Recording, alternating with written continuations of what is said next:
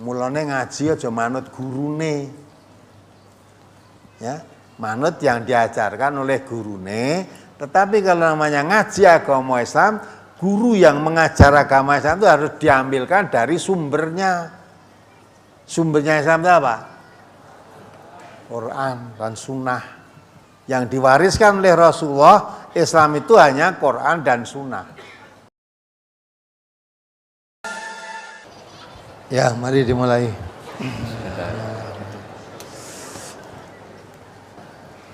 Ada pertanyaan dari brosurnya?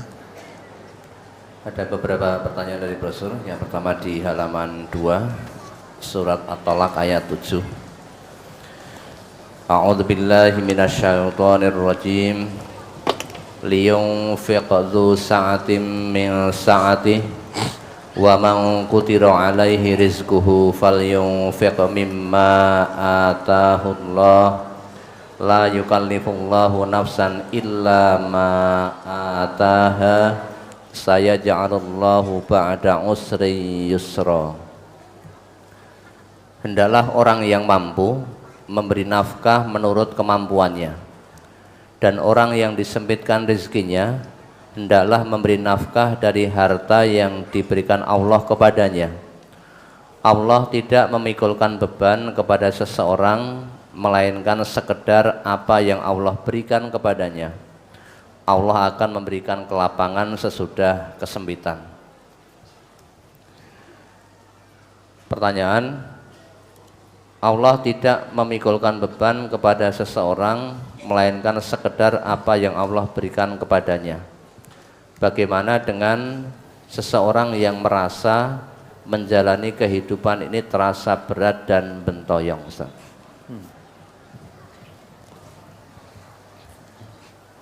Yang menjadikan bentoyong itu apa?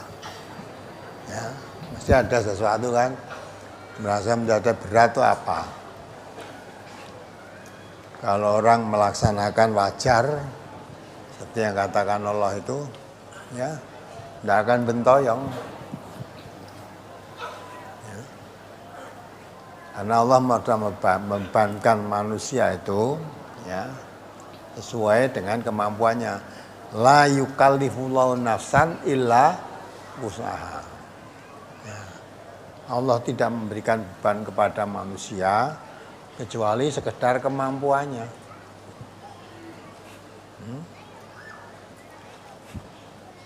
Kalau memang kita mengangkat di luar kemampuan, biasanya bentoyong, keberatan, di luar kemampuan.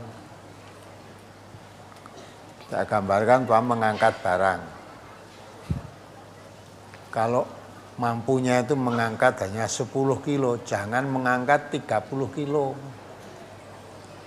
Ya. Orang mempunyai kekuatan sendiri. Ya. Nah kalau orang juara angkat besi, ya itu memang 1 kuintal mungkin lebih kuat. Ya, kamu jangan ikut-ikutan. Orang ngangkat besi 1 kuintal, ceklek boyokmu. Ya. Bentoyong sampai apa? Ora kuat bentoyong. Jadi diukur, Allah telah memberikan manusia itu sesuai dengan kemampuan. Jangan mengangkat di luar kemampuan. Orang yang mengangkat di luar kemampuan mesti susah nantinya. Ya, punya kerja mengangkat di luar kemampuan. Banti gawe nangis, bubruk kong. Bubruk, ya. Nah kenapa kok bubruk? Ya, sumbangannya ora nutup, utange, ya. Lawang mantu kok duwe utang itu apa? Akhirnya kan bentoyong itu, ya. Mantu itu pomora utang apa rentok loh.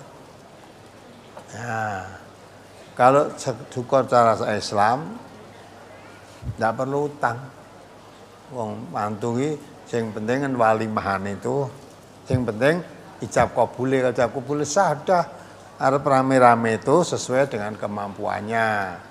Apalagi yang dinamakan walimah. Walimah itu mengundang makan tetangga, ya, yang diutamakan malah yang perutnya lapar. Ya toh? Maksudnya perutnya lapar itu gimana? Orang yang tidak punya. Jadi kalau walimah itu sehingga yang tidak punya itu perutnya lapar. Wong walimah itu undangan makan. Maka kalau yang diundang orang yang perutnya lapar keterima dengan senang. Wong wetenge luwe diundang makan, senang toh? Nah, biasanya yang perutnya lapar itu malah orang diundang. Paling nek diundang orang nyumbang. Lah tujuannya dah lain kan? Tujuannya mantu itu golek sumbangan. Ya, malah sing diundang sing gede-gede sing yang kelihatan orang punya orang kaya itu. Jaga ke nanti saya itu sumbangannya besar. Ya. Mau kena nggo nutup utang. Nah, dikendeli utangnya padahal ndak mikir sing dijagake bayar utang nanti yang dijagake itu sumbangan. Nah, ternyata tidak dapat sumbangan yang mencukupi. Nah, akhirnya bentoyong itu tadi. Walimah itu tidak wajib. Ya. Maka kalau mampunya ngangkat nyuguh orang 10 ya orang 10 aja. Kanan kiri rumah itu undang walimah Anda. Mampunya ya nyuguh 10 orang ngundang orang 100. Lah yang 90 orang golek utangan. Mesti bentoyong kamu. Ya. Maja'ala Allah fid-dini min haraj. Allah tidak menjadikan agama itu suatu kesempitan. Jadi orang melaksanakan agama itu bukan kok supaya orang itu sudah disempit, berat, tidak. Allah sudah mengatakan maja'ala alaikum fid-dini min haraj. Allah tidak menjadikan agama untuk kamu itu suatu beban berat. Maka menurut kemampuannya saja. Nah nengko kalau saya menurut kemampuan masuk mantu anak wedok begitu aja. Nah, lah ora entuk wah to. Umumnya golek wah ya, melanggar kemampuannya sendiri, akhirnya ora entuk wah entuke wo.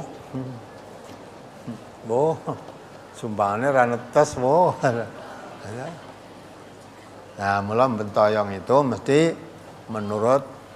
tidak menurut apa yang Allah sudah mengatakan orang yang diberi rezeki yang banyak oleh Allah berikan belanja pada anak istrimu itu sesuai dengan kemampuannya. Orang yang diberi rezeki Allah sedikit tidak dikatakan tidak orang kaya nih, ya sudah apa adanya. Sampai kewajiban suami tadi halaman berapa? Berilah makan istrimu kalau kamu makan.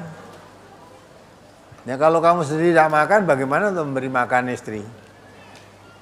Ya, beri pakaian kalau memang kamu ya berpakaian. Ya, itu menunjukkan bahwa memberi nafkah istri, keluarga itu sesuai dengan kemampuannya. Jangan mengangkat di luar kemampuan.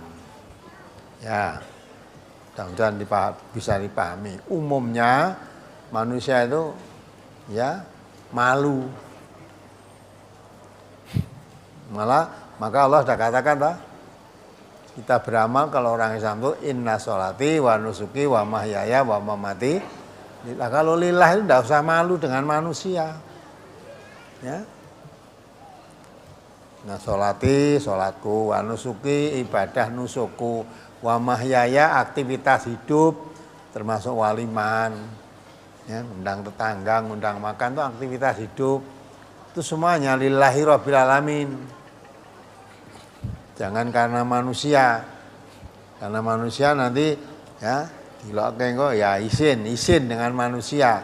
Karena malu dengan manusia, akhirnya mengangkat di luar kemampuan walaupun golek utang-utang. Lah utangnya malah ora isin, barang ditagih ora bayar ora isin. Ya. Isin keliru lah itu. Coba halaman berapa tadi? Halaman 4. Ya, halaman 4 coba dibaca.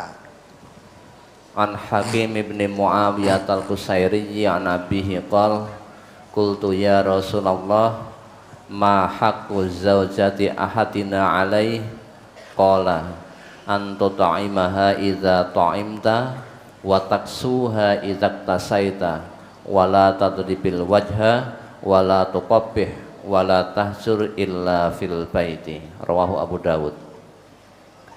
Dari Hakim bin Muawiyah al-Qusairi, dari ayahnya, ia berkata, saya bertanya kepada Rasulullah sallallahu alaihi wasallam, ya Rasulullah, apa yang menjadi haknya istri atas suaminya? Nah, ini perhatikan, haknya istri terhadap suami apa? Atau kalau dibalik, kewajiban suami terhadap istri apa? Ya, kewajiban suami itu menjadi haknya istri. Haknya istri menjadi kewajibannya suami. Dan yang ditanyakan kepada Rasulullah ini, haknya istri terhadap suami apa? Terus Rasulullah sallallahu alaihi wasallam bersabda, kamu memberinya makan apabila kamu makan. nah itulah, apabila kamu makan, istri diberi makan, jangan makan sendiri. Nah, istrimu minta hak untuk makan. Kamu harus memberi, kalau kamu sendiri juga makan. Terus? Kamu memberinya pakaian apabila kamu berpakaian. Ya, kalau istrimu minta dibelikan pakaian, kamu bisa memberi pakaian untuk kamu, ya istrimu dibelikan untuk istrimu. Aja pakaian dipakai sendiri, makan dimakan sendiri, ya. Kita nyambut gawe, gitu. Neng omah ratu mangan, Pak sak durunge mulai wis jajan sik. Nah, tekan marang nanti mangan. Arep mangan, nggo tuku makan itu, suaminya, "Bu, iki mau rentuk duit terus enggak dapat uang hari ini." Nah, sehingga istrinya enggak makan kan udah dapat uang. Padahal suaminya udah makan kenyang, belum pulang itu udah makan di warung. Nah, itu namanya dolim kalau gitu. Kalau kamu makan ya makan. Nah, kalau mau dapatnya sedikit ya dibagi dua. Makannya dibagi, sehingga jangan sampai makan untuk dirinya sendiri, istrinya tidak makan biar lapar, tapi dirinya kenyang, nggak boleh begitu. Terus? Jangan memukul muka, janganlah kamu menjelek-jelekannya, dan janganlah kamu meninggalkannya karena marah kecuali di dalam rumah. Nah, itu ya. Jangan memukul, kalau kemarahan ini boleh memukul. Istri itu kalau memang terpaksa harus dipukul, boleh dipukul. Ini jangan muka, nah, jangan hal yang membahayakan. Lah mungkin mukul muka, sebab saya nganjelke kan mukanya tuh. Kandhani menteleng ngono lah, mentelenge ning nggon muka kan. Nah, terus dipukul mukanya. Nah, boleh itu. Nah, entuke mukul apa? Ya, ngendi sing dipukul sing pokoke ora lara lah. Nah, untuk pendidikan pukul. Boleh dipukul, apa ngon geger, bukan nganggo guling sak karepmu. Pakai guling itu loh, gebuk gegele. Ya. Terus jangan suka suami kok kalau marah lunga ora mulih pirang-pirang dina. Ya. Dan yang marah sama istrinya pergi seminggu ora mulih. Ya, terus yang memberi makan istri siapa? Memberi nafkah anak-anaknya siapa? Ya, nesu. Maka boleh marah, boleh kepeksane. Jangan meninggalkan rumah. Nesu ya kena ning omah wae, rasa turu nggone tanggane. Ya ta? Rasa lunga. Sehingga apa itu? Jelas. Kalau pergi marah pergi, istrinya nggak ngerti kemana, terus tidak beri nafkah tiap harinya. Padahal istrinya tidak kerja, yang kerja lah. Terus akhirnya kan jadi kelaparan, anaknya istrinya tinggal pergi kelaparan. Jadi namanya lari dari tanggung jawab. Ya, dolim begitu. Mau hidup kalau diatur cara agama enak. Enak. Memang agama itu untuk ngatur kehidupan manusia. Ya, mulai barang udah agama kok hidupnya bentoyongi mesti salahi dhewe. Ya, terus apa lagi? Halaman 3 surat An-Nisa ayat 19. Wa ashiruhunna bil ma'ruf fa in karihtumuhunna fa'asa an takrahu syai'an wa yaj'alallahu fihi khairan katsira. Dan bergaullah dengan mereka secara patut, dan bila kamu tidak menyukai mereka, maka bersabarlah, karena mungkin kamu tidak menyukai sesuatu padahal Allah menjadikan padanya kebaikan yang banyak. Mohon tausiahnya Ustadz agar kita bisa menjadi manusia yang bersabar seperti yang dikehendaki dalam ayat ini, karena kebanyakan manusia itu suka tergesa-gesa dan berujung kepada penyesalan terhadap suatu keputusan yang telah diambil. Sudah ngerti gitu kok. Ya, untuk menjadi sabar, dirinya sendiri yang harus mendidik dirinya. Maka Allah juga perintahkan wasta'inu bis-sabri wassalah. Jadikanlah penolongmu itu sabar dan sholat. Wa innaha lakabiratun. Ketahuilah bahwa sabar dan sholat itu berat. Jangan dikira sabar itu enteng, berat. Illa alal khosyiin, kecuali orang yang khusyuk. Orang yang khusyuk itulah yang bisa merasakan, yang bisa menjalankan sabar itu tidak merasa berat. Sholat tidak merasa berat. Ya, sabar yang betul loh ya. Orang kok sabar nyaur utang ora disaur-saur, sabar. Ya. Sakit tidak mau berobat katanya sabar. Timbang tak nggo berobat, butuh obat ya wis diampet wis rasa diobati, sabar. Duite kena nggo tuku liyane, itu bukan sabar itu. Jadi orang sabar itu orang yang selalu berusaha melaksanakan perintah Allah, berusaha menjauhi larangan Allah semaksimalnya, dan menerima kenyataan apa yang diterima, yang menimpa pada dirinya, tidak keluh kesah. Terima kenyataan itu. Tidak, itu namanya sabar. Nah, supaya bisa sabar, harus dirinya melatih diri. Ya, maka dikatakan oleh Rasulullah, ya, 2 tempat yang menjadikan seseorang selalu beruntung bagi orang yang beriman. Nabi mengatakan mengagumkan, orang yang beriman itu mengagumkan. Kalau diberi kenikmatan, dia bersyukur. Bersyukur hanya menggunakan nikmat yang diberikan oleh Allah sebagaimana mestinya. Gunakan yang dibenarkan oleh Allah. Syukur. Lah orang yang bersyukur ini dijanjikan oleh Allah, la in syakartum lazidannakum. Kalau kamu diberi nikmat oleh Allah mau bersyukur, Allah berjanji Allah akan menambah nikmatnya. Lazidannakum. Sungguh aku akan menambah nikmat padamu. Jadi beri nikmat kok mau bersyukur, tambah nikmatnya, ditambah oleh Allah. Ya. Nah, orang yang mukmin kalau diberi nikmat syukur, tidak lupa diri. Kalau diberi suatu kesulitan, ya, sedang mendapat kesulitan atau menimpa sesuatu yang tidak menyenangkan pada dirinya, sabar. Sabar. Innallaha ma'asabirin. Allah menyertai orang yang sabar. Maka jadikanlah penolongmu itu sabar dan sholat. Ketahuilah sabar dan sholat itu berat, kecuali orang yang khusyuk. Siapa orang yang khusyuk itu? Alladzina yadunnuna annahum mulaqu rabbihim wa annahum ilaihi raji'un. Orang yang khusyuk itu orang yang sadar, ya, mengerti, selalu merasa bahwa dirinya akan bertemu kepada Allah. Ya, sadar. Alladzina yadunnuna annahum mulaqu rabbihim. Orang yang sadar sepenuhnya bahwa suatu saat dirinya akan ketemu Allah.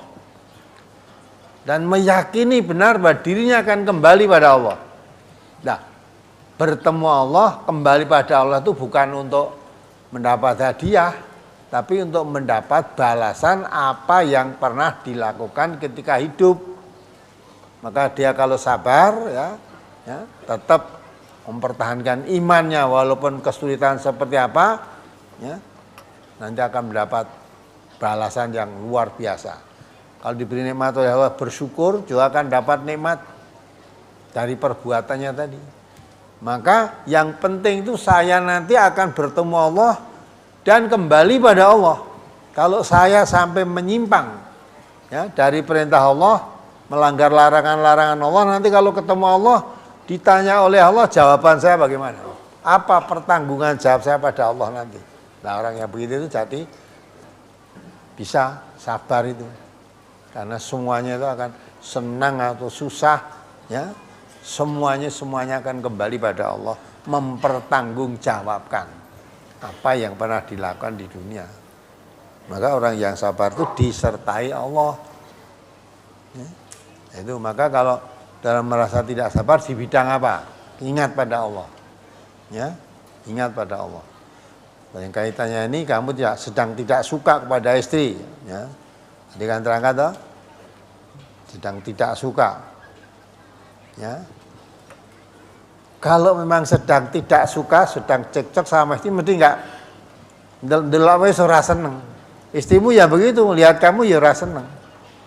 Sebenarnya ada pertanyaan akad pagi yang berapa tahun ya berapa waktu yang lalu itu, saking ora seneng lihat suaminya sedang marah atau bagaimana, nanti ngenek suaminya celeng. Ingat tak? Nah, celeng. Tidak menyadari kalau kamu mengatakan suamimu celeng, berarti kamu jadi istrinya celeng. Orang menyadari dirinya. Aku ini menungso kok bojo celeng tuh, ora dipikir ngono. Nah, saking wanyel muni lah. Sing lanang nek muni karo itu lagi anyel lho munine kadang ya elek udah. Maka di dalam Islam itu kalau mau berkata keluar ucapan kudu suara elek ae, Nabi mengatakan fal yakul khairan au liyasmut, mangkana yu'minu billah wal yaumil akhir fal yakul khairan au liyasmut. Siapa yang iman pada Allah dan hari akhir, berkatalah yang baik, berkatalah yang baik. Kalau sekiranya akan keluar kata-kata yang tidak baik, lebih baik diam. Daripada saya berkata jelek, lebih baik diam. Ya, ada nilainya diam. Nah, diam daripada berkata jelek terus diam itu orang sabar itu. Jadi menahan diri. Ya. Maka orang yang bertakwa itu, ya, kata Allah, alladzina yunfiquna fis-syara wad-dara wal kadhiminal ghaidha wal afina 'anil nas, ya. Masuk dalam sabar. Orang yang bertakwa itu kalau diberi rezeki oleh Allah dikit atau banyak, dia tidak pernah melupakan, diinfakkan sebagian kecil, karena hakikatnya harta yang dimiliki itu ya yang diinfakkan di jalan Allah ini.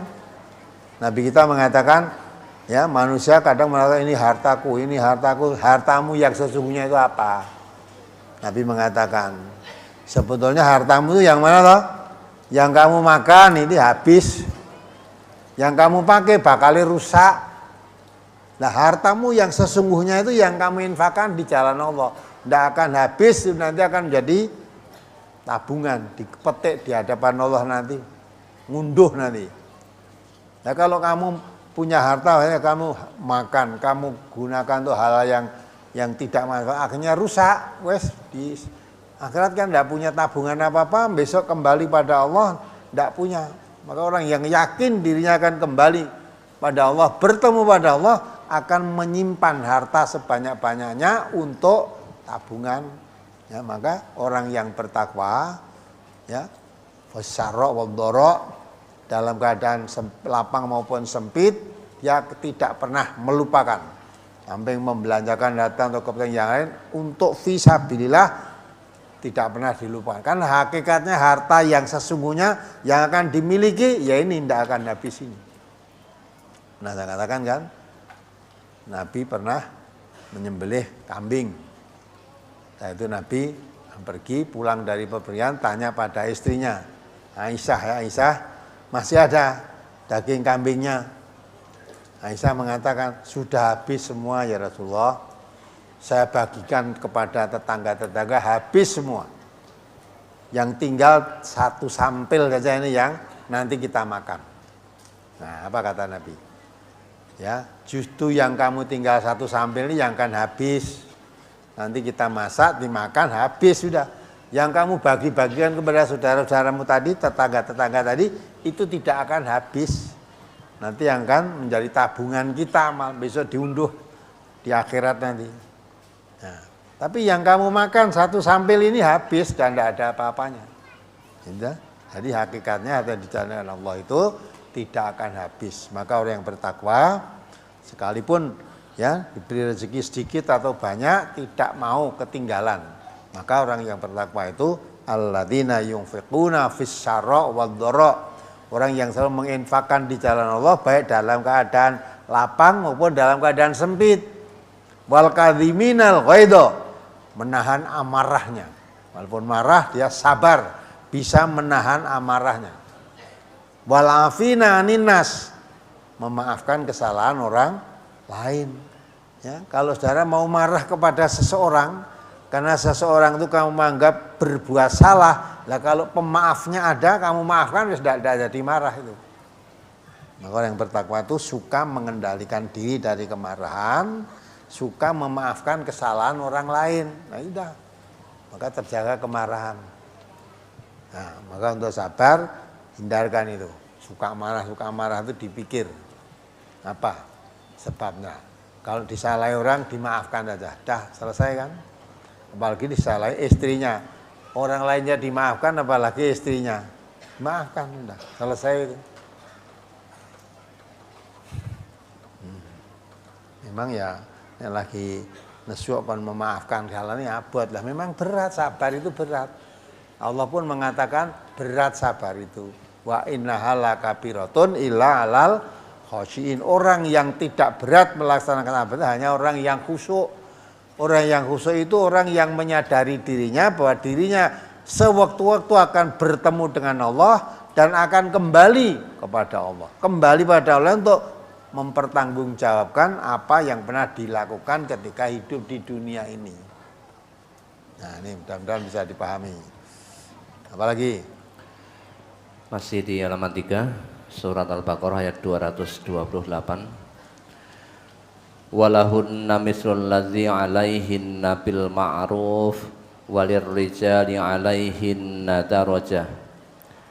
Dan para wanita mempunyai hak yang seimbang dengan kewajibannya menurut cara yang ma'ruf. Akan tetapi para suami mempunyai 1 derajat kelebihan daripada istrinya. Dan para wanita mempunyai hak yang seimbang dengan kewajibannya menurut cara yang ma'ruf. Ini mohon dijelaskan cara yang ma'ruf itu yang bagaimana? Yang ma'ruf tanya yang baik. Yang baik itu maksudnya yang apa itu seimbang. Haknya itu seimbang dengan kewajibannya. Wanita jangan diberi beban tugas yang di luar kemampuannya. Ya, di luar kemampuannya. Artinya wanita itu mempunyai tugas melaksanakan kewajiban terhadap suami, terhadap rumah tangga sesuai dengan haknya, kewajibannya. Ya, dalam Islam itu sebenarnya wanita itu tidak wajib mencari apa? Nafkah. Yang wajib mencari nafkah siapa? Ya, suami. Lah kok kamu mencari istri dulu minggu berapa yang lalu itu loh. Suruh mencarikan istri yang mau diajak ke sawah. Masih ingat itu? Nah, aneh-aneh itu memang di akad pagi komplit. Kon goleki bojo nek ya malah kon nyagolek bojo sing gelem cak nyang sawah. Lah memang kalau nggarap sawah ora usah golek bojo. Serahkan lah engko nek wong liya ndak tak ngopahi nek bojo ora gitu ta. Nah, jadi kamu itu mencari istri apa mencari tenaga kerja? Nah, gitu ya. Kita ora sadari ngono. Kalau istri diajak ning sawah terus kon macul, kon matun, kon itu di luar kemampuannya. Ya, bukan haknya. Bukan kewajibannya gitu loh. Nah, maunya istrinya ya, suaminya pergi itu datang berhias dengan baik, resik ya, wis ado sambune wangi. Lah wancine teko jek gluprut ngendut kok ya ta. Ya. Ya ta, kon nganggo kaos kaki piye wong kaose kaki sikile kebul endut tekan dengkul bar tandur iki lho, ya ta? Terus piye coba? Kon nganggo bedak lah. Nah, begitu tuh bagaimana? Kuwi kok ora kaya bojone wong kae ayu-ayu resik-resik. Lah aku mbok indes-indes ki ning sawah gitu. Gimana? Aku tak terus bae kowe ning sawah aja ngakon aku Mas, tandang ngono aku mulih ke sawah tak siapke dengan pakaian yang baik, mandi bersih lah gitu lah. Ya itu kan begitu namanya di luar kemampuannya. Maka haknya dengan kemampuan yang diberikan oleh Allah tidak imbang. Tidak imbang. Maka sebetulnya istri itu tidak mencari nafkah untuk kepentingan keluarga itu tidak dosa. Tapi yaitu menerima apa adanya. Kalau suamimu makan ya makan, kalau tidak makan ya tidak makan. Nah begitu sabar. Ya. Kalau kok njaluk iki memang kemampuan suaminya enggak ada, maka suami juga jangan terpaksa. Ya, jangan terpaksa memberikan nafkah, memberikan pada istri itu sesuai dengan kemampuannya. Allah memberi rezeki sedikit, ya diberi rezeki sedikit. Kalau Allah berikan rezeki yang banyak, jangan bakhil-bakhil memberi nafkah pada istri ya yang banyak sesuai Allah memberi rezeki padamu. Tapi kalau memang Allah tidak beri rezeki banyak, ya, sampai makan saja, ya kadang makan kadang tidak, dapatnya itu ya sudah kalau kamu makan istrimu kasih makan. Kalau kamu sendiri tidak makan, ya bagaimana untuk memberi makan? Gitu. Nah, itu dari kemampuannya seperti itu. Memang manusia itu ada yang diberi rezeki yang banyak, ada yang diberi rezeki sedikit. Allah yabsutu rizqa liman yasha wa yaqdiru liman yasha. Allah yang berkuasa memberikan rezeki, meluaskan rezeki siapa yang dikehendaki dan menyempitkan rezeki pada siapa yang dikehendaki. Ya, kalau memang diberikan oleh Allah rezekinya sempit, jangan minta sesuatu yang di luar kemampuan. Tapi kalau memang Allah memberi rezeki yang lapang, luas, kaya, jangan bakhil-bakhil terhadap istrinya. Ya. Nah, itulah. Ya, itu maka mencari yang begitu itu tidak gampang. Nah, maka memberikan hak itu Allah telah mengarahkan juga. Kalau mencari suami atau mencari istri itu yang utama itu agamanya. Utama. Pada boleh mencari suami yang gagah, kaya, ya boleh juga. Tapi kalau tidak, yang paling tidak boleh hilang itu agamanya. Agamanya. Dari istri ya begitu. Sampai Allah menggambarkan, ya, kamu nikahi dengan wanita budak yang rupanya jelek, tapi iman lebih baik daripada kamu menikahi wanita yang cantik, mulek, ya, kaya sisan, tapi tidak beriman. Karena Allah katakan, ya, orang yang tidak beriman tadi akan membawa kamu ke neraka. Sedang yang beriman, walaupun rupanya tidak cantik tadi, kamu anggap tidak menarik dan sebagainya, tapi iman itu yang akan membawa kamu ke surga. Nah, sedang hidup di dunia ini, cantik atau tidak cantik, tidak lama kok. Tidak lama. Ya, kehidupan yang sesungguhnya adalah di akhirat. Di akhirat nanti tidak ada batas waktu, nggak ada batas waktu di sana. Ya, apalagi Surah halaman 2 masuk ketiga, surat Al-Baqarah ayat 222 dan 223. Yas'alunaka 'anil mahid qul huwa adzan fa'tazilun nisaa fil mahid wala taqrabuhunna hatta yathurn fa idza tatahharna fa'tuhunna min haitsu amarakumullah innallaha yuhibbut tawwabina wa yuhibbul mutatahhirin.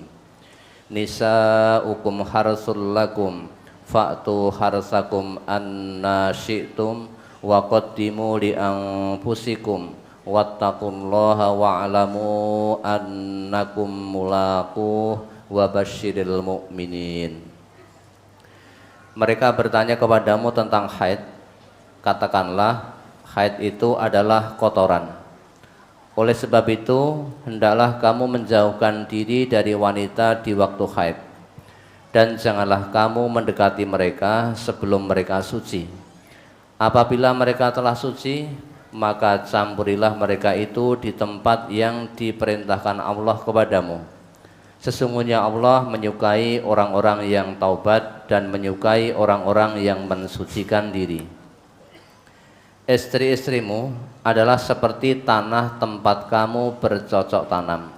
Maka datangilah tanah tempat bercocok tanammu itu bagaimana saja kamu kehendaki, dan kerjakanlah amal yang baik untuk dirimu, dan bertakwalah kepada Allah, dan ketahuilah bahwa kamu kelak akan menemuinya, dan berilah kabar gembira orang-orang yang beriman. Berkaitan dengan ayat ini, saya termasuk pria yang bernafsu biologis sangat besar. Istri saya kadang sampai ketakutan dengan saya karena sering minta jatah terus. Kadang-kadang saya harus memaksa istri untuk melayani saya. Apakah tindakan memaksa terhadap istri supaya mau melayani termasuk berdosa? Mohon tausiah. Tidak dosa. Ya dah, wong istri itu bari sawah ladangmu, tempat bercocok tanam. Nah, datangilah di tempat yang diperintahkan oleh Allah. Kapan saja, sewaktu-waktu boleh. Ya, tidak memaksa. Apa tidak usah dipaksa, istri itu harus nurut. Asal kamu melaksanakan sesuai dengan perintah Allah. Ya untung punya suami begitu kan untung. Duh, lah susah kalau punya suami tidak punya nafsu. Ya, istrinya malah bergejolak terus, suaminya nggak punya nafsu. Nah kan malah susah. Kalau istri begitu itu, kalau suaminya begitu, istrinya kan tinggal nurut saja lah. Ya, tinggal nurut. Kalau nurut istri kan surah rekoso rakasa ya nanti nggih terus ora penak. Apa? Bapak-bapak, kalau tidak disalurkan kepada yang halal dosa. Maka kalau suami menalur kepada istrinya dikatakan oleh Nabi itu sedekah. Siap hari disedekahi kok ra gelem. Dapat pahala gitu loh. Jadi dapat pahala. Tapi kalau menolak dosa. Menolak dilaknat oleh Allah, oleh malaikat sampai suaminya ridho.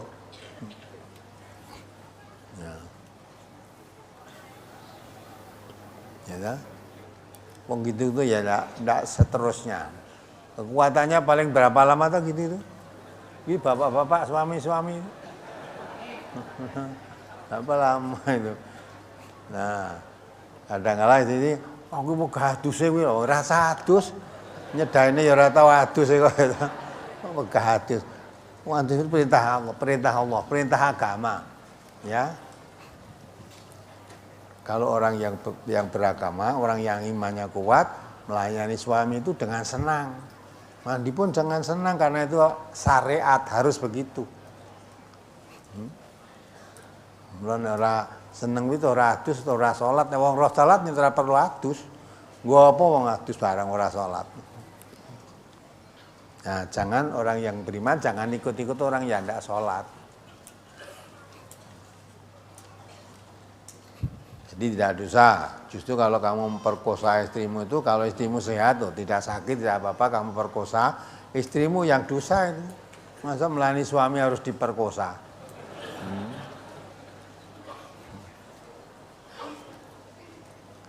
Kecuali kalau memang sedang sakit, istrinya sakit, lah suami harus tahu diri.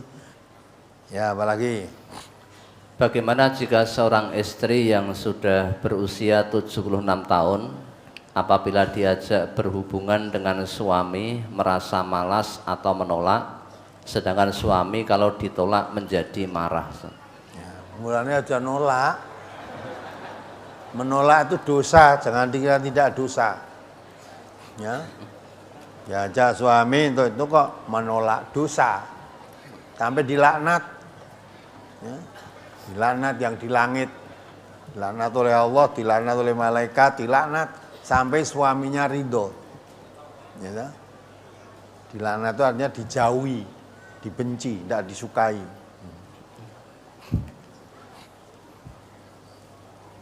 Memang kadang-kadang wis tuwa Pak lho.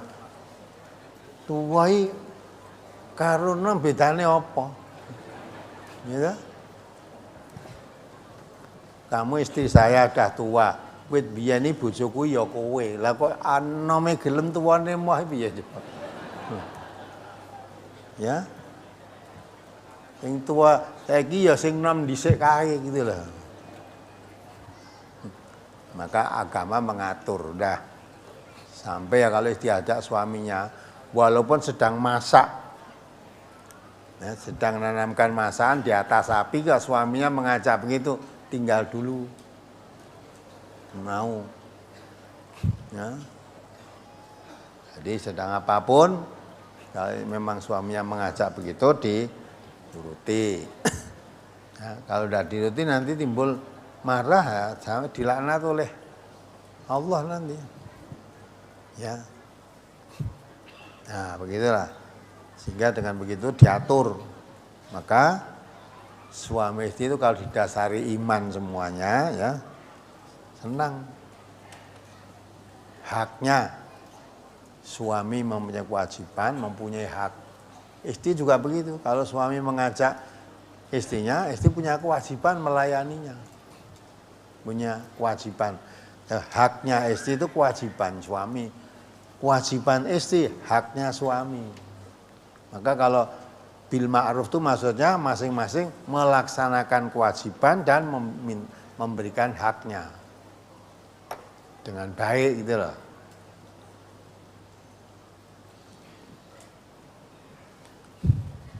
Apalagi? Halaman 3 masuk ke 4. Kullukum ra'in wa kullukum mas'ulun an ra'iyatihi. Al imamu ra'in wa mas'ulun an ra'iyatihi. War rajulu ra'in fi ahlihi wa huwa mas'ulun an ra'iyatihi. Wal mar'atu ra'iyatun fi baiti zawjiha wa mas'ulatun an ra'iyatiha. Wal khadimu ra'in fi mali sayyidihi wa mas'ulun an ra'iyatihi. Wa kullukum ra'in wa mas'ulun an ra'iyatihi. Rawahul Bukhari. Kamu sekalian adalah pemimpin dan kamu akan ditanya tentang kepemimpinannya.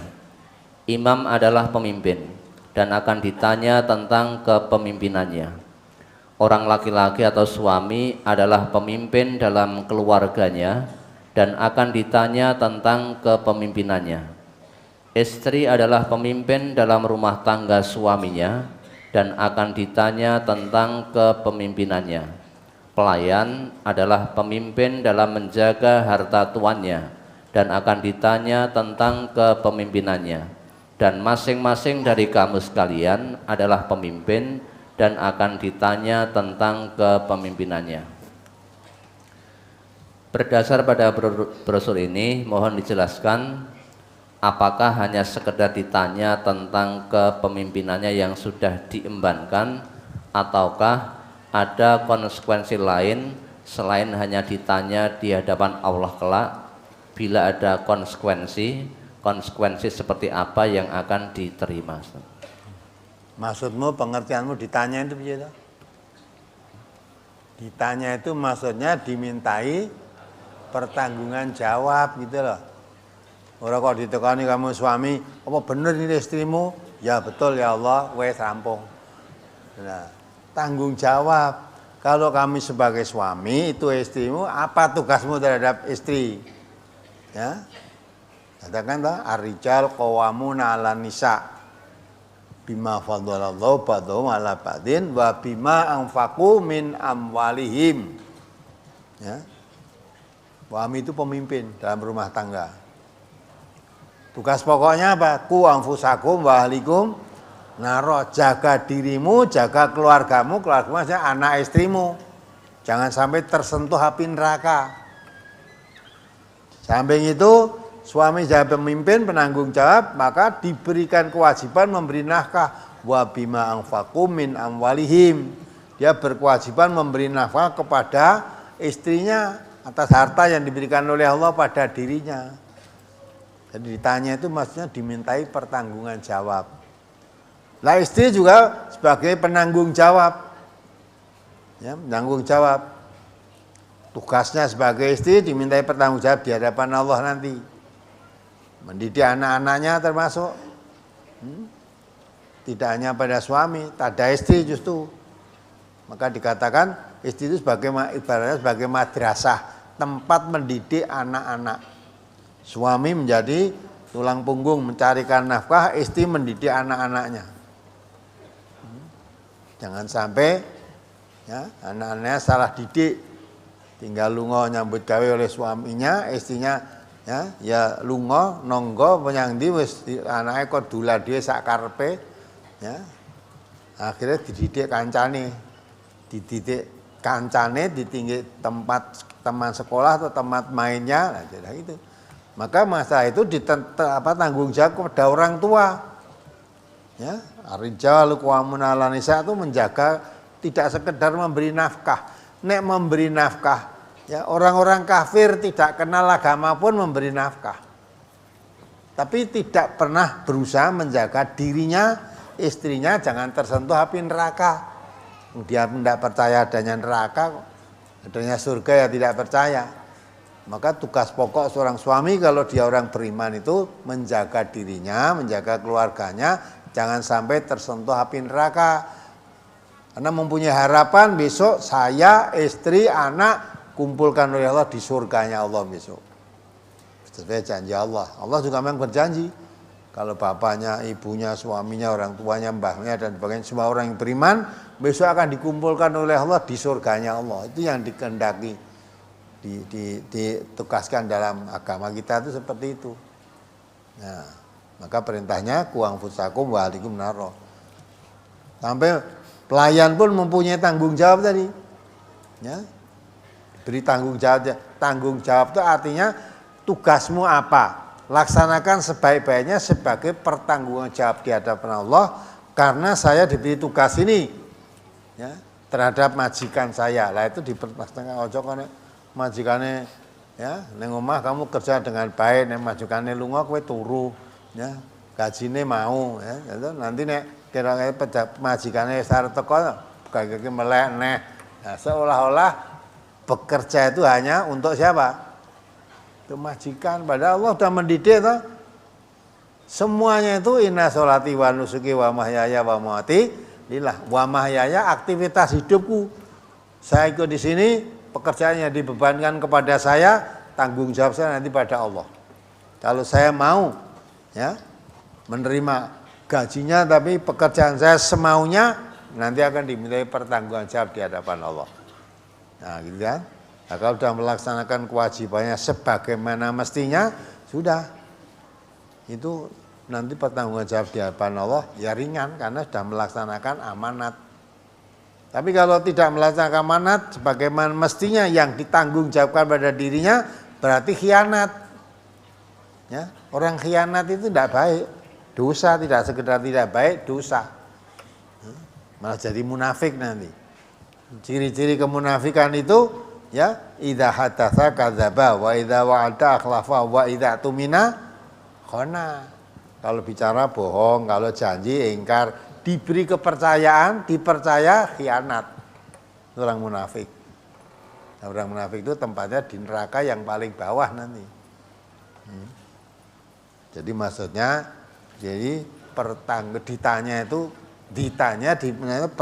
dimintai pertanggungan jawab gitu loh. Berat itu pertanggungan jawab. Jadi jawaban Allah itu tidak bisa ditipu Allah.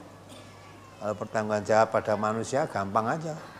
Kalau kamu membuat laporan, ucapan, udah, sing dihapusi ya orang ngerti dah. Tapi kalau Allah nggak bisa ditipu, ya, kamu salah katakan benar, benar katakan salah, Allah tahu.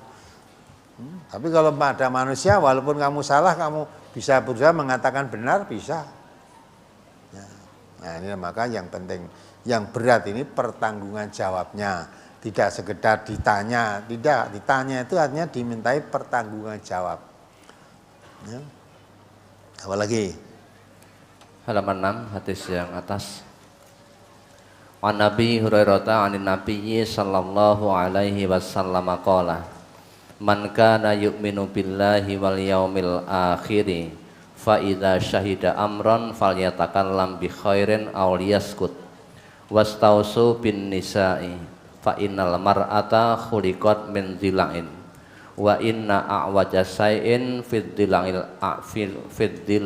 a'lahu fa in dhahabta tuqimuhu kasartahu fa in taraktahu lam yazal a'waja istausu bin nisa'i khairan. Rawahu Muslim.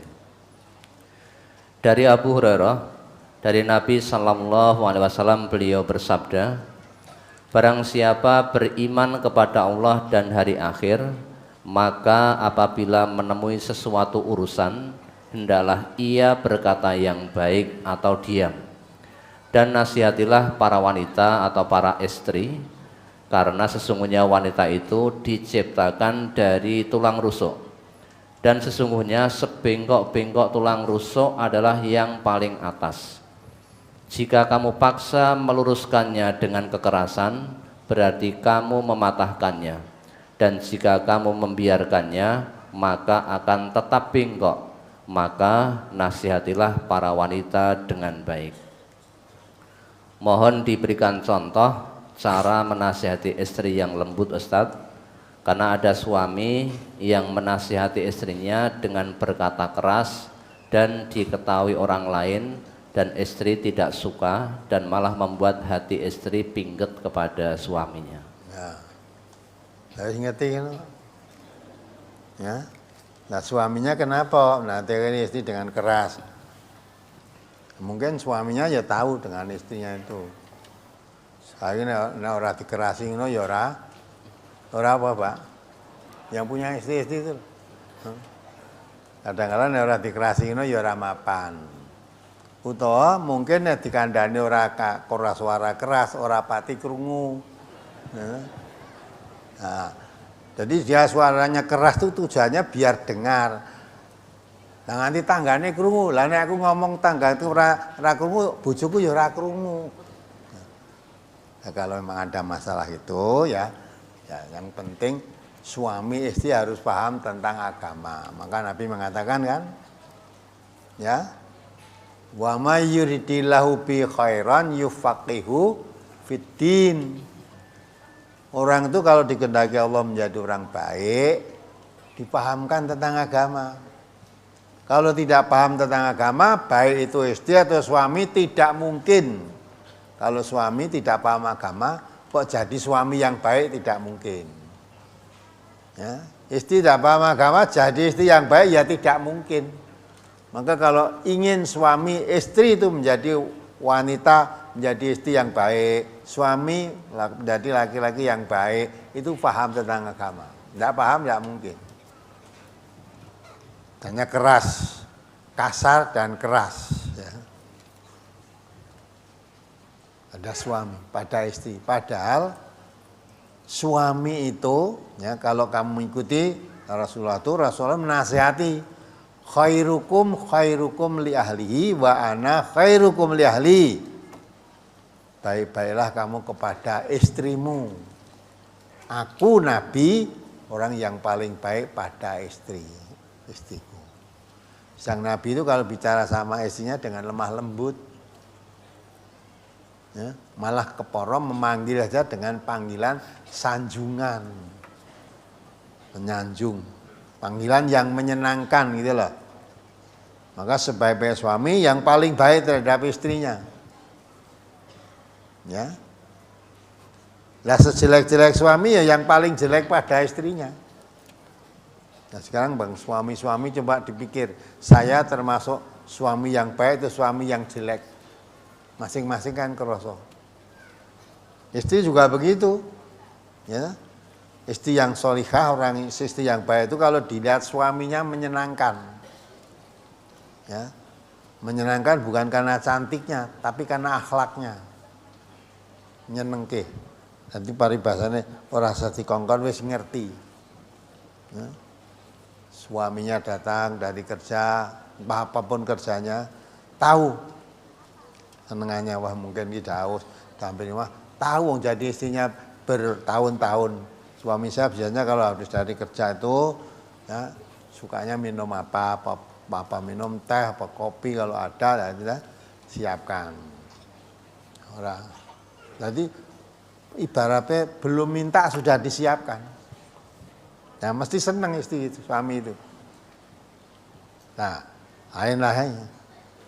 Rumah suaminya datang kerja, Bu, tolong bikinkan teh, Bu. Ngangkoni ya wis apik, jawabe apa? Kulo poronge ning kono, preso gawe dhewe. Nah, ngono iki mesti anyel, Pak. Poronge ning kono wis tak cepake preso gawe dhewe. Gitu. Lain tuh dengan gitu, oh biasanya sukanya minum teh, buatkan teh. Ya. Gitu. Ada apa ibaratnya apapun yang dikehendaki suaminya sudah hafal, belum minta sudah disiapkan. Suaminya mesti senang, melihat itu senang. Kalau diperintah suaminya nurut selama perintahnya tidak maksiat, wis didhawuhi apa ya nurut. Ora kok dawi dicak turu bareng malah udrek-udrekan kuwi rapik kuwi. Nah, nanti tanggane ngerti doyak-oyakan kuwi lho ya suami uyahane njaluk kuwi lho. Lah, piye to kuwi? Nah, urut mesti seneng. Ya. Minta suami, oh alhamdulillah suami saya mau bersedekah. Nah, terimani. Seneng tak? Itu istri yang sholihah. Dilihat menyenangkan, diperintah nurut, ditinggal pergi suaminya, menjaga kehormatan dirinya, menjaga ke rumah tangga suaminya. Kehormatan dirinya. Tahu suaminya enggak di rumah nanti tidak kon malah bungai. Ya. Mumpung suamiku reneng. Ya. Kayak ini senang WA-an atau SMS-an dengan laki-laki lain, kabar ini bojoku reneng rene yo. Nah, malah manggil orang suruh datang mumpung suaminya tidak ada. Itu ya, nah itu cepat atau lambat pasti Allah akan membuka kalau cara seperti itu. Walaupun rene ngandake pasti akan dibuka oleh Allah. Jadi namanya orang istri yang selintutan. Kalau suaminya enggak ada, tidak menjaga kehormatan dirinya, tidak menjaga rumah tangga suaminya. Jadi kalau suaminya pergi, istrinya pergi, rumah tangganya kan jadi rusak, berantakan. Namanya tidak menjaga kehormatan. Suami juga begitu. Neng omah ketoke gemati ya, udah. Betul neng omah dengan istrinya tidak begitu kan, dengan istrinya orang lain malah nggatekke. Nah, itu juga podo jahate itu. Ya. Walaupun istrinya tidak tahu, tapi saya berbuat begini melanggar larangan agama, Allah tahu. Saya bukan takut istri tapi takut pada Allah. Ya kalau sampai saya maksiat takut pada Allah. Nah, suami menjaga diri takut pada Allah, istri menjaga diri takut pada Allah, pasti rumah tangga terjalin dengan baik. Harus ngomong kasar dengan istri barangnya, wong istri saya. Ya. Aku ngomong, saya bicara dengan wanita atau dengan tetangga aja bisa baik, mengapa dengan istri saya malah kasar? Ya, merasa dirinya dosa, malu harusnya. Itu kalau paham tentang agama, nek orang paham ya sudah. Maka dipahamkan. Jadi orang itu kalau menjadi orang baik, difahamkan tentang agamanya. Kalau tidak paham, jadi suami, jadi istri, mesti suami istri yang tidak baik. Nah, kalau paham, pasti baik. Sebab akan berbuat tidak baik itu takut pada Allah. Itu namanya paham tentang agamanya. Takut pada Allah. Wanita itu seperti tulang rusuk. Ini kan ya nasihatnya. Tulang rusuk yang bengkok. Nah suami tugasnya bagaimana? Istaisu binisaikum khairon. Nasihatilah, artinya bagaimana kamu meluruskan barang yang bengkok tadi. Bagaimana bisa lurus tetapi tidak mengalami patah. Dan diterangkan patahnya itu adalah perceraian. Jadi kalau meluruskan dengan kasar, keras ya akhirnya patah. Istrinya enggak mau, Tidak mau dengan suara kasar dan keras, akhirnya pekatan. Jadi patahnya dalam hal ini artinya perceraian. Maka bagaimana tugas suami bisa menasihati atau mendidik istrinya yang dikatakan oleh Rasulullah seperti tulang rusuk yang bengkok, ya, yang sebengkok-bengkok rusuk itu bagian atasnya, rusuk bagian atas ini paling bengkok. Walaupun paling bengkok, tapi Nabi menasihati supaya kamu bisa meluruskan tulang yang bengkok tadi bisa lurus tanpa mengalami patah. Maka istausu binisaikum khairon. Nasihatilah istrimu dengan cara yang baik, artinya pelan-pelan. Pelan-pelan. Ora dikandani pisan rampung mari ndak, bisa ndak, ya, belum sembuh atau belum mapan ya 2 kali. 2 kali belum mapan 3 kali ya. Ada 3 kali kok ya urung jengkel, putus ya ndak betul tuh ya. Itu dengan baik. Kok nganggung ini kok rapi, mungkin apa saya salah cara saya menasihati lah, diwai dewi gimana, lalu diajak ngomong-ngomong, dah lama-lama ini istrinya nanti kan tahu, sifat istrinya tahu, tapi kalau tidak paham agama ya gitu kadang-kadang, ada istri, mungkin karena suaminya ekonominya kurang cukup atau bagaimana, akhirnya minta cerai pada suami. Nah, padahal suaminya sebetulnya bukan tidak memberi nafkah. Dia bekerja, hasil usahanya semua berikan pada istri. Yang mengatur malah istrinya. Untuk nyambut gawe sakmene wis tatonen kan. Nah, cik kurang. Lah nek nuruti kurang iki jane wanita, istri itu yang ditekoki, kowe diblonjo sedina 50 kurang jane pira ta sati. Entek butuh harian itu sehari pira. 50 kurang. Nah, kok tambahi 50 dadi 100 ya kurang meneh. Lah genepe pira? Wis pokoke akeh banget. Nah. Nek ngono iki jane ora ngatur, ora menurut kemampuan, menurut kemauan. Ya, pokoke pira wae kok entek. Malah ngerti-ngerti suaminya sudah memberikan semaksimalnya, ya. Nanti paribasane mangan wis diampet-ampet walaupun wis engko mangan ning omah sak keluarga. Ya. Jadi suami sudah memberikan hasil kerjanya itu maksimal pada istri sudah. Jadi merasa cukuplah suami.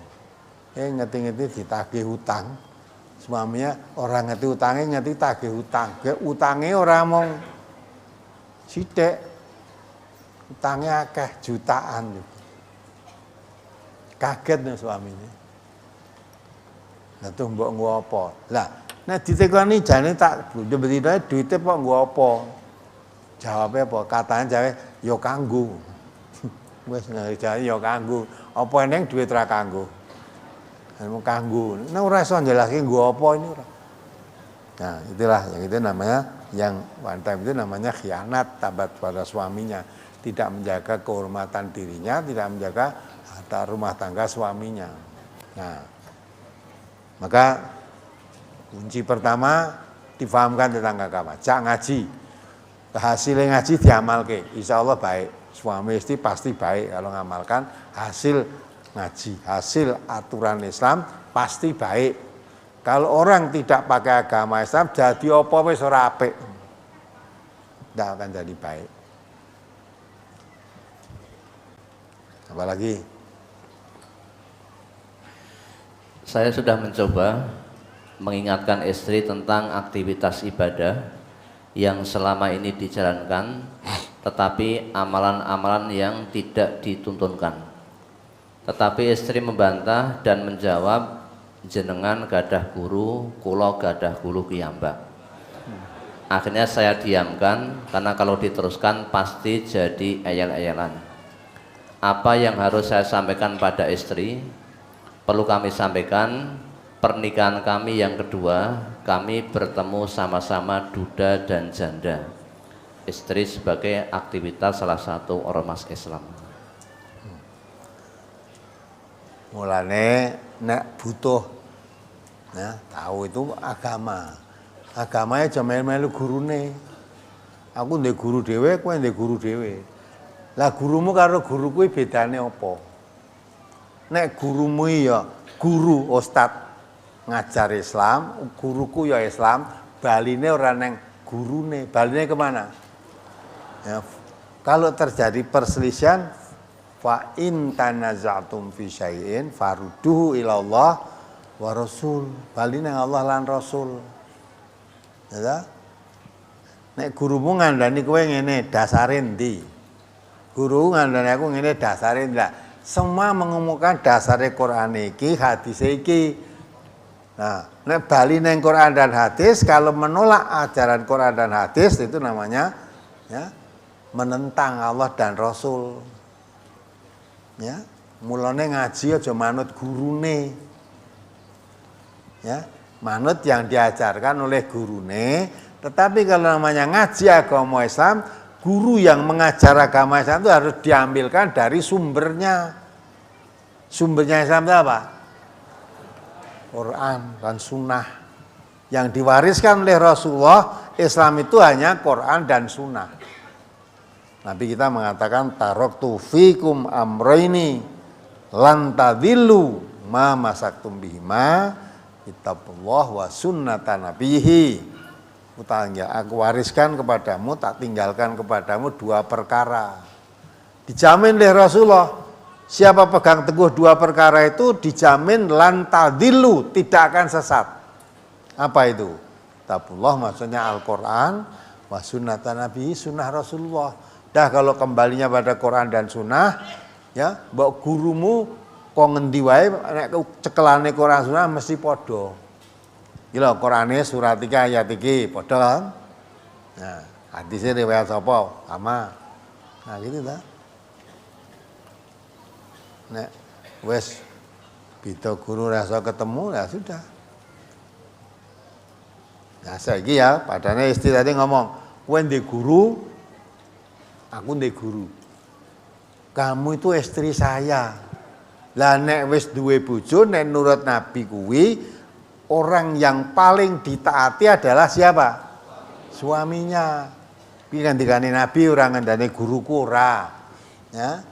Sampai orang tua pun kalau menghendaki istrinya, anaknya perempuan tadi untuk kepentingan orang tuanya tadi harus seizin dengan suaminya.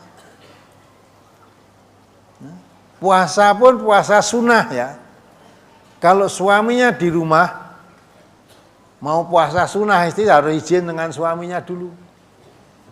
Kalau suaminya tidak mengizinkan puasa sunnah, tidak usah puasa. Ya. Bab taat pada suami itu wajib kalau benar. Ya. Sedang puasa sunnah tadi kalau tidak puasa dosa apa enggak? Tidak dosa lah, kecuali nek poso wajib. Poso wajib suami nang omah, ya kowe nang omah ora nang omah wajib itu poso Ramadan wajib, ndak boleh. Taat pada suami enggak boleh. Kalau suaminya ndak boleh puasa tetap harus puasa. Selama Allah memerintahkannya, karena wajib Ramadan itu wajib. Tapi kalau masa sunnah, Senin Kemis dan sebagainya itu, kalau suaminya tidak mengizinkan puasa, istrinya tetap puasa dosa. Dah puasa wong sunnah, taat pada suami wajib. Ya itulah. Maka boleh kamu punya guru nih. Sekarang kita tuh Islam, tinggal sumber dasar kita yang kita kaji itu Quran Sunnah. Kalau guru mengajarkan nyimpang dari Quran dan Sunnah itu berarti tidak mengajarkan Islam. Islam tidak boleh menyimpang dari Quran dan Sunnah. Kalau menyimpang Quran dan Sunnah itu walaisa minal Islam, itu bukan ajaran Islam. Islam itu hanya Quran dan Sunnah, nggak ada yang lain. Ya, nggak ada yang lain. Itu ya. Maka diajak ngaji. Nah, ngajine karena merasa punya guru, ya gue ngaji yang guru aku, tak ngaji yang guruku. Boleh gitu, boleh. Ning hasilnya ngaji kok guru apa, hasil ngaji kok guruku apa lah, mari dipadukan. Pada ajarannya Quran Sunnah, insyaallah ketemu gitu lah. Apalagi jika seorang suami sudah berbuat baik dengan istri, semua gajinya sudah diberikan, setiap pergi selalu berpamitan, selalu mengajak istri mengaji, dan bahkan suami tidak pernah keluar rumah kecuali hanya bekerja, mengaji, dan sholat berjamaah di masjid. Tetapi seorang istri selalu mencurigai kepada suaminya dan selalu menuduh suaminya berbuat selingkuh atau main mata. Padahal itu tidak pernah dilakukan seorang suami sama sekali, dan akhirnya membuat suami menjadi marah. Karena tuduhan yang tidak benar dari istri itu, apakah kemarahan suami akibat tuduhan istri itu dengan tujuan agar istri mempunyai kepercayaan pada suami itu, apakah suami tersebut masih dikatakan baik terhadap istri seperti dalam hadis tersebut? Kalau memang yang kamu katakan seperti itu betul kamu. Ya, kalau memang istrimu seperti yang kamu katakan, istrimu itu salah. Salahnya di mana? Suudzon itu dosa. Ya kan? Malah Allah kan mengatakan, ya, dalam surat Al-Hujurat itu ayat 12, coba dibaca.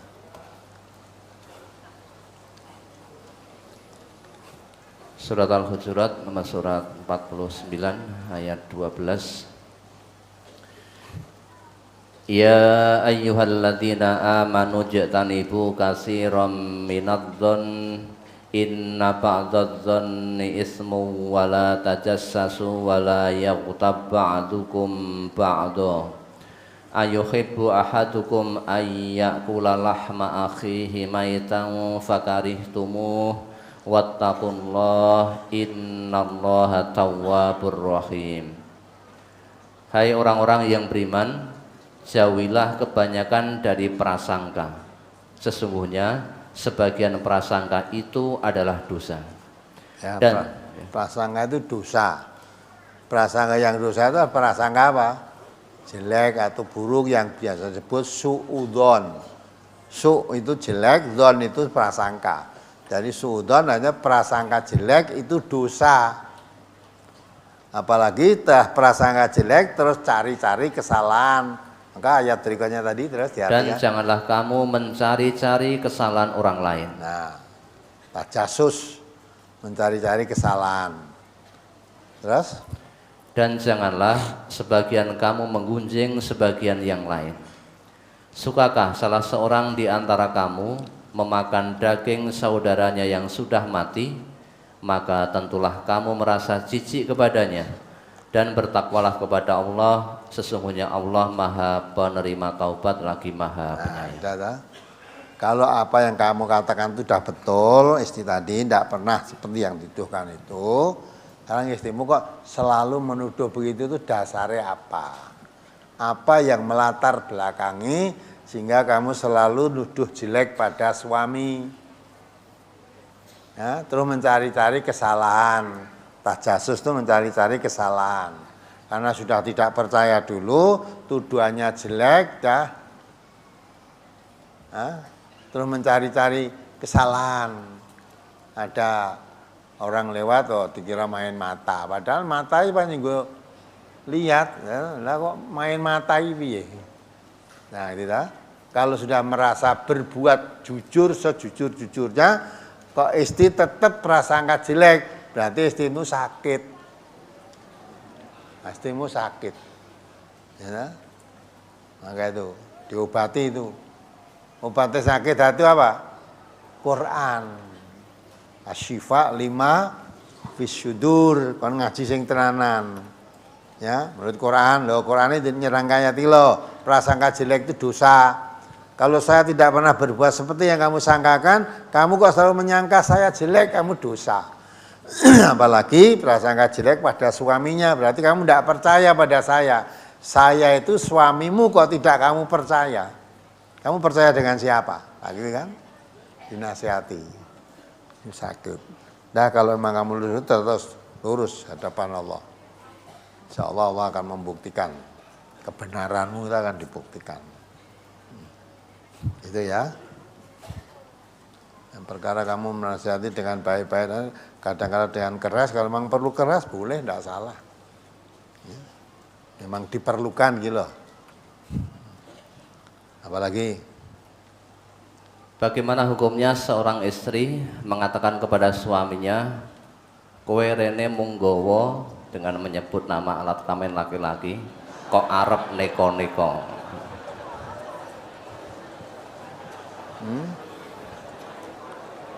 terus apa? Hukumnya bagaimana hukum seorang istri yang tidak? Aku jane jawab ya gampang. Lah sing mbok butuhke pokoke ya kuwi to. Coba aku rene ra nggawa kuwi apa gelem kowe. Nah, itu namanya istri yang kurang ajar pada suami ya begitu. Kurang ajar pada suami ya karena saya masih berprasangka baik karena tidak tahunya tentang aturan agama. Ya, karena tahu aturan agama, wes di samping itu istrimu sing delok kuwi ya terus. Mula nggawa apa-apa ra ketok, sing ketok kuwi terus kok. Mula kowe rono nggawa apa ra ketok, lah kowe rene mau nggawa kuwi tok. Jadi liyane mbok gawa wis ra ketok kabeh. Nanti matane moto kuwi tok le didelok. Mula kan sakit itu diobati. Ngobati alon-alon ora rasa kesusu ya toh. Diobati nganggo agama. Dinungke sing apik gitu lah. Ngomong itu keterlaluan gitu. Itu maksudnya umumnya begitu itu menghina pada suami, meremehkan suaminya, menghina seolah-olah dia yang paling kaya bisa mencukupi lah kowe rene mau gawa kaya ngono tok. Nah, padahal nek nyatane kowe ora rene ora gawa kaya ngono kok ya gelem. Yang sing pokok lah ya kuwi to. Nah, gitulah. Itu ucapan macam itu ucapan istri yang tidak pantas terhadap suaminya. Itu namanya istri yang maksiat pada suami, durhaka. Tidak hanya pada suami, durhaka pada Allah, durhaka pada Rasulullah itu. Nah, itu. Tapi saya berprasangka baik mungkin karena tidak pahamnya tentang agama. Mula dijak ngaji. Nah, itu tugas suami, ku anfusakum wa ahlikum nara. Dah, kamu punya istri semacam itu ya dianggap aja lahan amal. Alhamdulillah, kundi bojo kaya ngene, lahan amal lah. Kerep tak nasihati, tak dawai, mulai dadi apik, lah ada bagus. Maka perintah Nabi ini istausu binisaikum khairan. Ya. Aja gampang bosan apa aja jeleh nasihati istri, dah pelan-pelan dinasihati. Walaupun sikapnya tidak senang, Nabi tadi mengatakan di balik itu mungkin ada sesuatu yang kamu menyenangkan. Aja mbok ora tuh kabeh ora seneng. Coba ya enek le nyenengke ra ya neng ta. Kamu rasake sing nyenengke apa coba? Nah, mesti ada yang menyenangkan dari sifat-sifat istri itu ya ada. Nah, yang tidak menyenangkan itu pelan-pelan diperbaiki, ditandani. Ya. Indahnya Islam itu begitu, tidak mudah putus asa. Tadi terus berusaha dan memahami apa sebabnya suami saya, istri saya kok ngomong seperti itulah. Ya, karena kurang paham agama berarti harus saya pahamkan tentang agama dengan betul ini. Andai kata ya dia sudah tidak suka dengan saya, tapi jangan sampai meremehkan kok suaminya. Ya. Orang lain jadi diremehkan tidak boleh, apalagi meremehkan suaminya. Apalagi secara umum Nabi mengatakan ya, sibabul muslim fusukun. Ya, meremehkan orang muslim fasik itu. Apalagi orang muslim kayak suaminya. Ya, yang harus ditaati perintahnya. Harus diikuti perintahnya petunjuknya selama benar. Kalau memang tidak benar la sam'a wala ta'ata. Kalau itu walaupun dari suamimu, kalau memang tidak benar jangan didengar, jangan ditaati.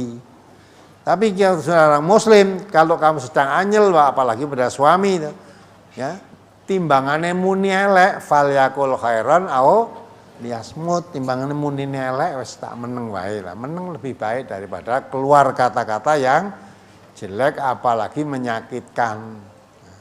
Lebih baik diam. Apalagi apabila pasangan suami istri menunda untuk berhubungan suami istri dan menunda kehamilan terlebih dahulu setelah menikah, tetapi suami dan istri sudah sepakat, apakah ada dosa bagi istrinya? Tidak ada sepakat dosa gitu. Tidak apa-apa itu. Menunda, tidak apa-apa. Ya. Tapi aku nek sudah ya, semester akhir nek bojomu kuliah lah. Engko nek aku hamil wis kuliahku engko medhot ya. Apalagi wancine ujian terus melahirkan, ya mulai ditunda. Dilo engko tak wis rampung ujian lah kali kita punya anak nanti kita rencana. Itu namanya apa itu? Berencana boleh, kalau direncana boleh. Berencana boleh. Menunda kan direncanakan. Yang tidak boleh kalau tidak mau punya anak itu yang tidak boleh. Kalau merencanakan, mengatur boleh aja. Apalagi apabila seorang laki-laki lalai dalam kepemimpinannya, misalnya tidak terlalu serius dalam memahamkan agama terhadap istri dan anak-anaknya, apakah dengan itu bisa menjadi penyebab suami masuk ke dalam neraka? ya, kalau tidak serius itu maksudnya gimana? Ya, kalau memang suami sudah berusaha maksimal untuk nasihati, ngandani suaminya, istrinya atau anak-anaknya, sudah tidak masalah. Dikandani semaksimalnya, diarahkan. Nah, kalau ngajari terus ya tidak mau, maka alhamdulillah saya masalah agama tidak begitu paham, ngomong karo istri tidak begitu paham, Dek, ya sama. Tapi saya punya kewajiban menjaga diriku, menjaga kamu dan anak-anakku dari api neraka. Saya sendiri kurang begitu paham, maka mari kita cari guru ngaji, ya, biar diberi pelajaran oleh ustadz-ustadz yang mengarahkan pada kita. Memang itu tanggung jawab saya, tapi saya sebagai seorang suami, saya sendiri tidak begitu paham tentang agama, maka sama-sama kita mencari tuntunan agama. Ngaji bareng-bareng mari. Karena Nabi kita mengatakan orang itu kalau ingin jadi baik harus paham tentang agama. Sedang saya sendiri agama tidak begitu paham. Bagaimana saya untuk memahamkan kamu, wong saya sendiri juga tidak begitu paham tentang agama. Maka sebaiknya kamu dan saya mari bareng-bareng ngaji agama lah, gitulah. Ada solusinya. Insya Allah nggak ada jalan buntu itu. Apalagi Kembali ke brosur halaman 1 surah At-Tahrim ayat 6. Ya ayyuhalladzina amanu qu anfusakum wa ahlikum naran waquduhan nas wal hijarah 'alaiha malaikatun ghiladun syidadul la ya'sunallaha ma amarahum wa yaf'aluna ma yu'marun. Hai orang-orang yang beriman, peliharalah dirimu dan keluargamu dari api neraka yang bahan bakarnya adalah manusia dan batu. Penjaganya malaikat-malaikat yang kasar, keras, tidak mendurhakai perintah Allah terhadap apa yang diperintahkannya kepada mereka dan selalu mengerjakan apa yang diperintahkan. Saya bersama istri sudah sama-sama mengaji mulai tahun 2016. Alhamdulillah dapat hidayah dari Allah Subhanahu wa taala, tetapi untuk mendidik anak belum bisa. Untuk mengingatkan anak sholat fardu belum istiqomah.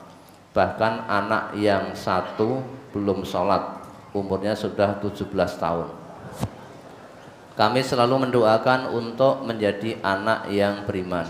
Mohon tausiahnya Ustadz agar nanti anak-anak dapat hidayah dari Allah Subhanahu wa taala. Ya dah, kewajiban dah suami istri.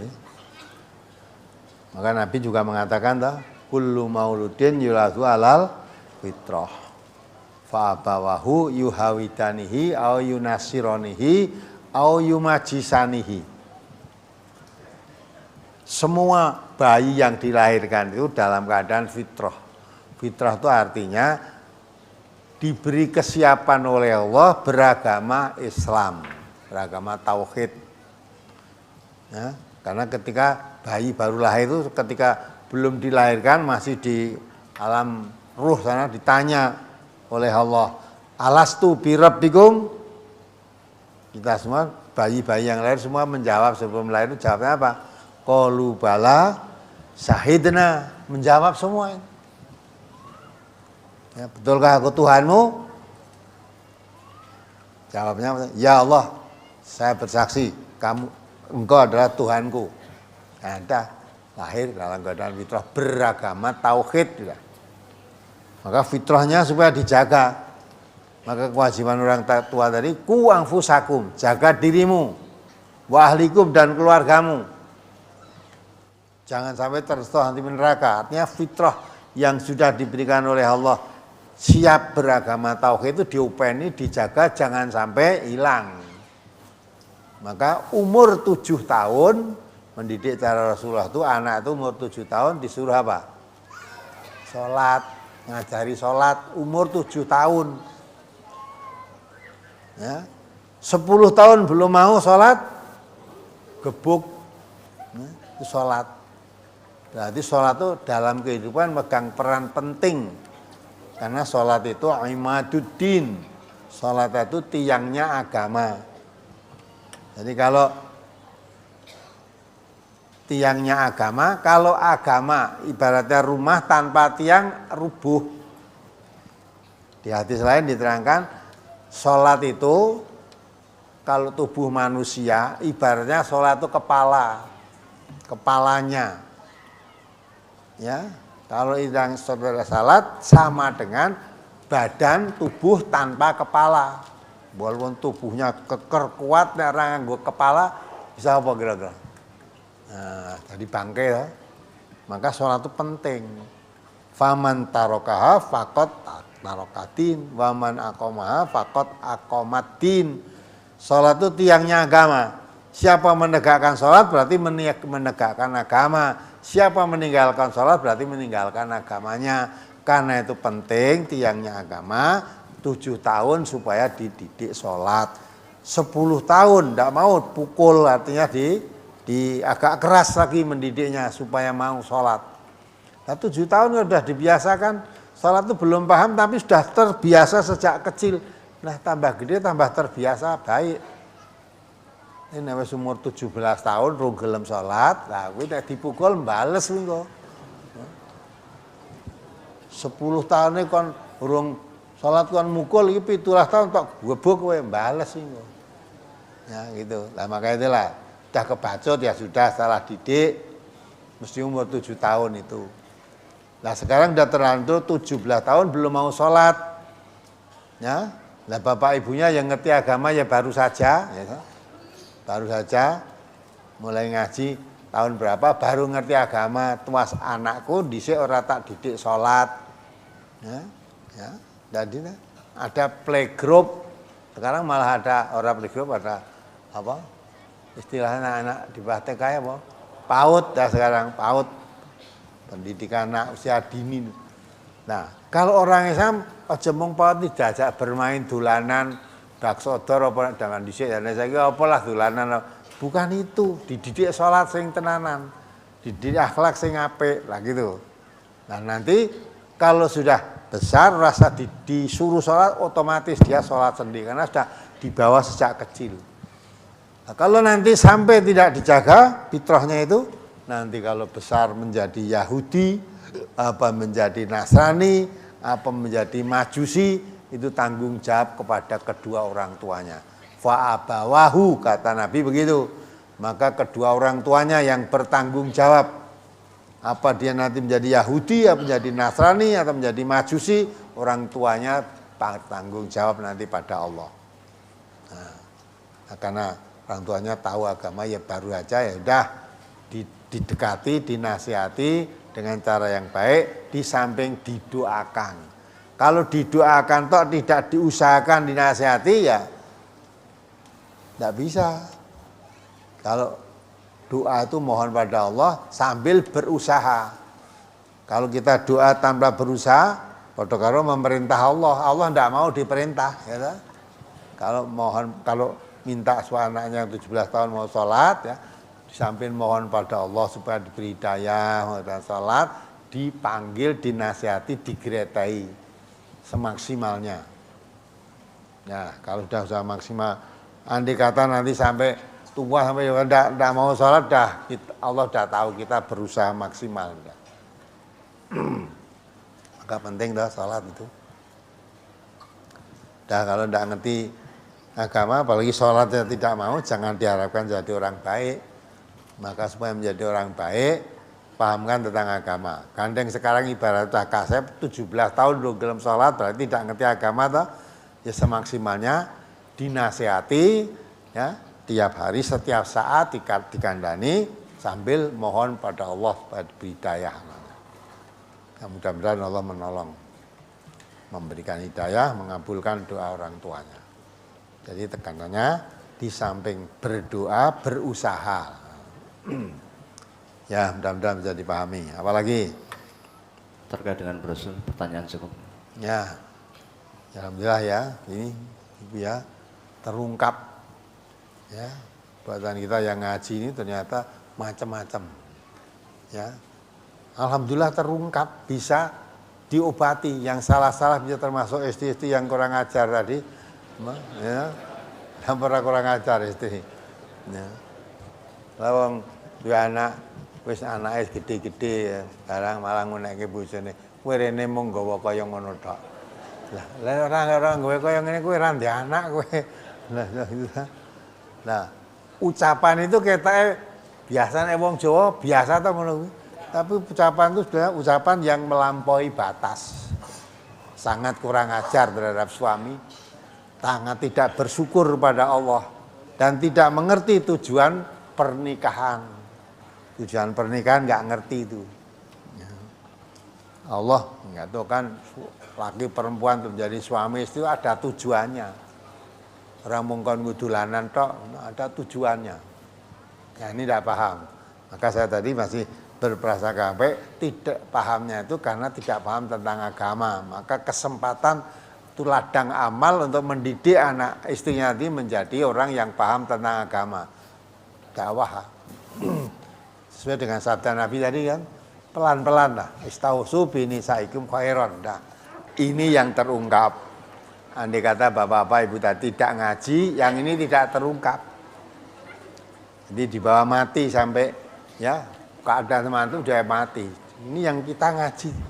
Berarti kita bisa berpikir orang di luar kita yang tidak ngaji mungkin jauh lebih jelek dari itu, tapi tidak terungkap.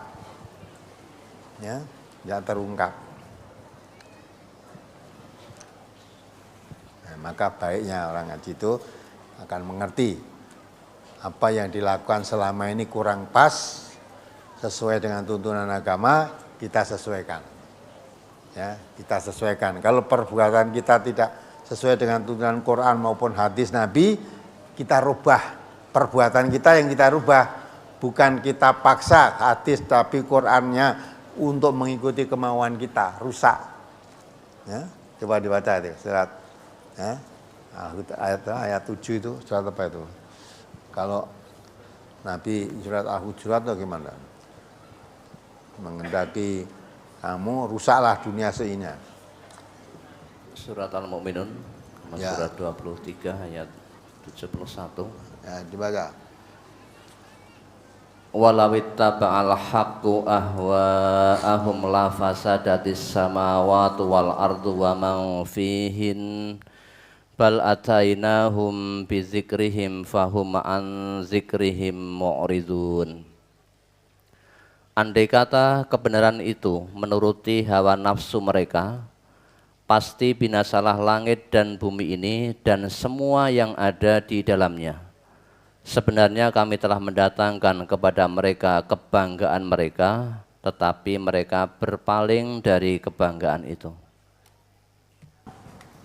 Maksudnya Al-Quran.